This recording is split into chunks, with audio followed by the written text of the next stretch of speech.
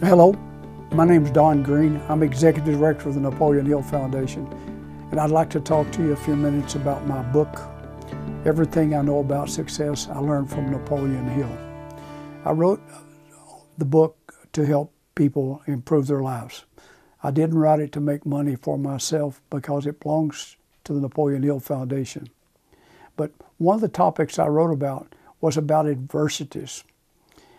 A lot of people, probably 95% of them, let things that come before them stop them from reaching their dreams.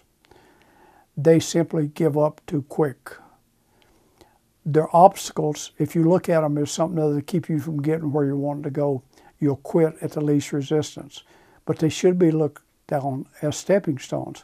We learn a whole lot more when we have adversities and we overcome them than we do when things are real easy.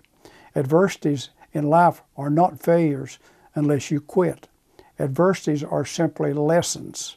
And if you look at so-called failures as lessons, then you learn from them, you try a different way, you persist and go at it longer, or you get some help from somebody else, or you change your plans. It doesn't mean you fail unless you tell yourself, I've quit.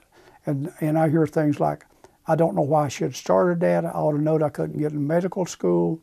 I don't know why I ever thought I could get in that college, and so forth and so on. So they don't even try because they can't risk the thought of failing. One of the books that I was impressed by was a book called Man's Search for Meaning, written by Viktor Frankl. He was 3.5 years in a Nazi concentration camp, and he wrote a little book. And in his book, he talked about that. He said, if we knew why we want to do something strong enough, then we'd find the how to do it. And I think that's important in life.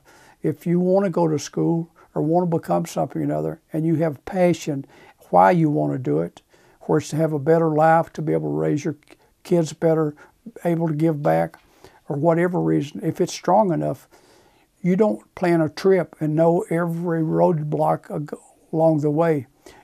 You simply start off with the belief that you can accomplish it, and you take one step at a time till all of a sudden you find yourself on your destination to where you're aiming to go. But it's important that you look at adversity as just part of life, because if you have no adversity, you'll never amount to much, because it's part of living, and we all have it.